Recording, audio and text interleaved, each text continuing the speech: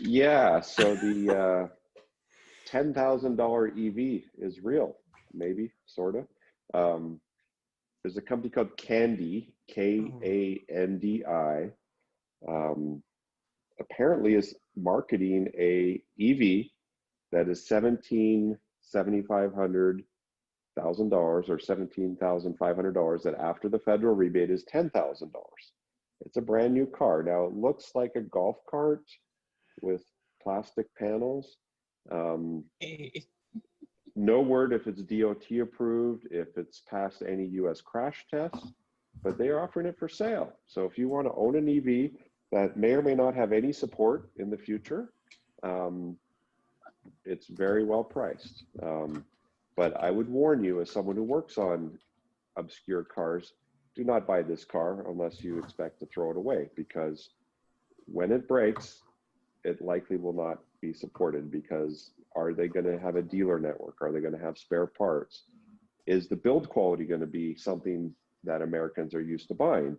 You know, I've joked about a car called the Coda that was made in China that was sold in the US, and they sold 122 and then went bankrupt. So buyer beware, but it is a cheap car. So if you like want to buy a real cheap, yeah, or lots of cheap EVs have come and gone that are from who knows what kind of company with what kind of financing. And being in China, who knows the safety standards of it. So I will say, if they sell it in Colorado, Coloradoans will get another $4,000. So now you're getting a $6,000 brand new EV, which I guess you could throw it away after a couple of years if it breaks, if it lasts a couple of years. It's pretty fugly. I don't know if someone can share the screen.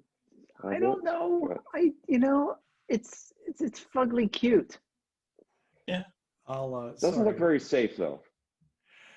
Well, no, I mean, but it'll be cute when you're flying through the dashboard. You'll be able to look back and say, that's a fugly cute car. So do you go to the Kandi store or the Kandi machine?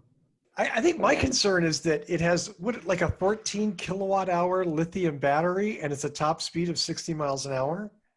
Yeah, so new it's rated at like a 60 or 70 mile range. Maybe it's going to be classed as an NEV, which isn't very useful in America. Yeah, that's the fugly one. There safer at that, yeah. But now they say they've sold 40,000 of them in China to a car sharing network.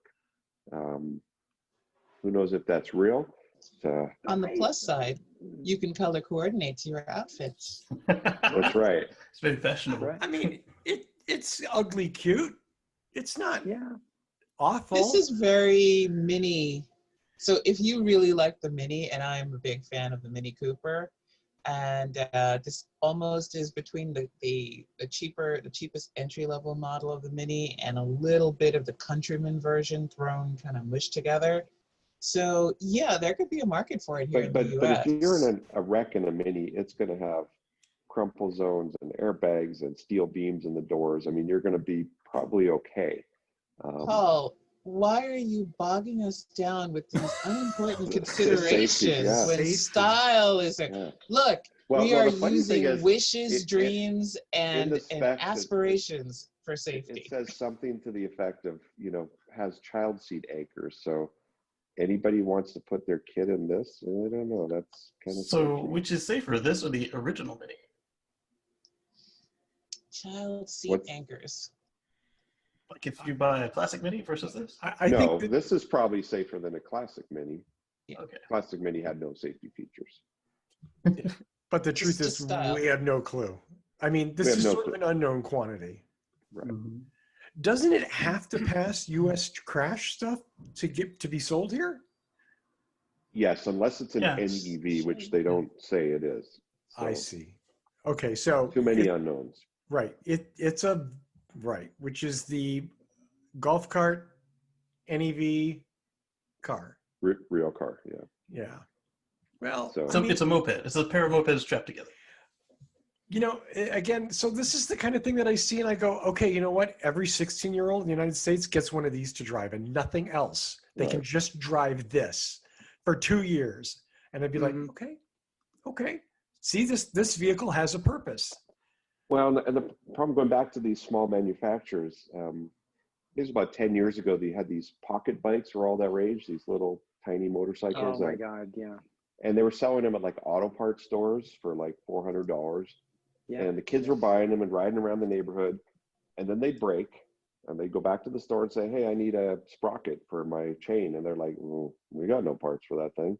And once they broke, you literally threw it in the trash bin. And it was a throwaway motorcycle because there were no parts for those things.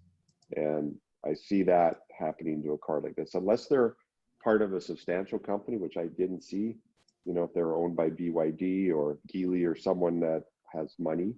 For all I know, it's just a big scam. So not even close. So if you try to find a dealer, it says coming soon.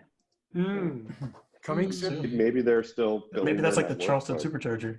Sure. I mean, we can hope that Kandi will have dealers in the US and you can actually go sit in the car and drive the car and touch the car before you buy it. To buy an unknown car over the internet. Yeah, he doesn't even know what brand it is. This is one of those things that, just like the motorcycles Paul was talking about, it's going to be sold at like in Pep Boys. Did they say they had a baby on the way? Or go buy 3 candies. Right. You got a spare for every day. Right. When the other 2 are in the shop, you could still get to work. Now that way you'll always have parts. I actually Parts. approve of this plan.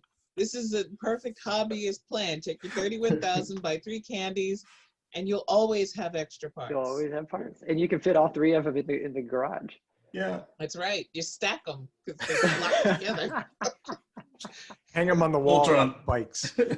Like they're Roblox or something. Nice.